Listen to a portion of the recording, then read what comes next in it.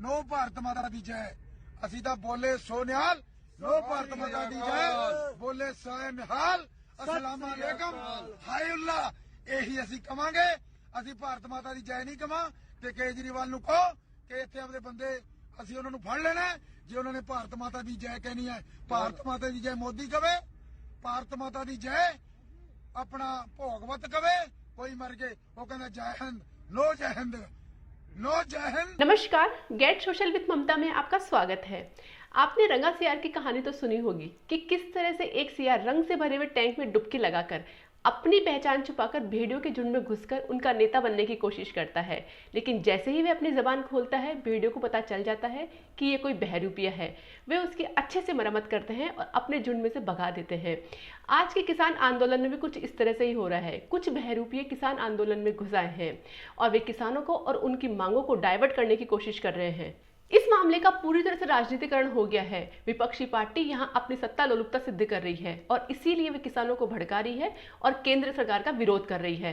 यहाँ विपक्ष की जवाबदेही बनती है कि अगर केंद्र द्वारा लाए गए कृषि कानून किसान विरोधी हैं, तो साल 2019 के आम चुनाव में घोषणा पत्र में कांग्रेस ने इन्हीं कृषि कानूनों को लाने की बात क्यों की थी और आज उसका विरोध किस आधार पर कर रहे हैं। वहीं दूसरी ओर साल 2013 में अकाली दल और बीजेपी के गठबंधन वाली सरकार ने प्रकाश सिंह बादल के नेतृत्व में कॉन्ट्रैक्ट फार्मिंग को लेकर ऐसा ही कानून बनाया था और आज जब केंद्र सरकार वही कानून लेके आई है तो अकाली दल और कांग्रेस दोनों इसका विरोध कर रहे हैं। ऐसा क्यों?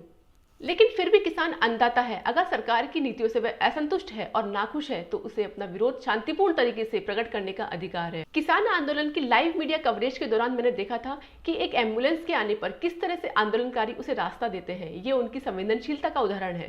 कुछ राजनेता और देश विरोधी ताकतें इस आंदोलन को उग्र और हिंसक बनाने पर तुली हुई हैं।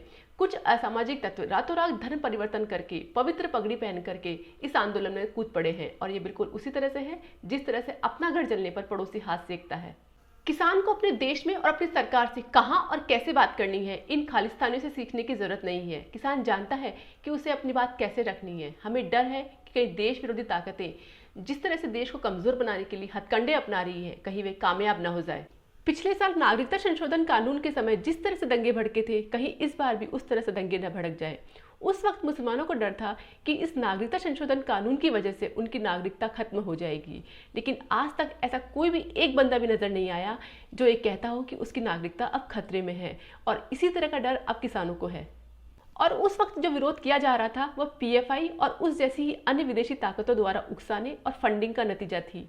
इसी तर्ज पर हाथरस में पीएफआई ने पीड़ित परिवार की मदद करने के नाम पर जिस तरह से दंगे भड़काने की कोशिश की थी, वह सब जांच एजेंसीज में हमारे सामने आ चुकी है।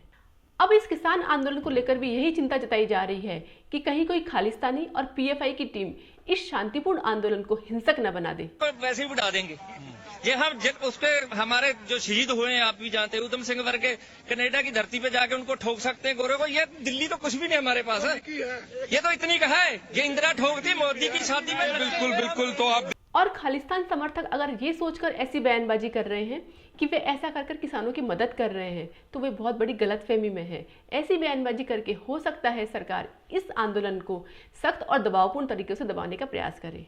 मैं यहाँ अपने वीडियो में किसी ऑपरेशन ब्लू स्टार की बात नहीं करूंगी, न ही किसी भिंडरेवाला की बात करूंगी, क्योंकि ऐसी बातें वही लोग कर रहे हैं जो तोड़ने की राजनीति करते हैं और खुद का उल्लू सीधा करते हैं। ये सब इतिहास की बातें हैं। हम सब जानते हैं कि उस वक्त खालिस्तानियों द्वारा हमारा सिख भाई भी खुद बीच में पिस रहा था और जिस तरह से आज भ्रमित हो रहा है।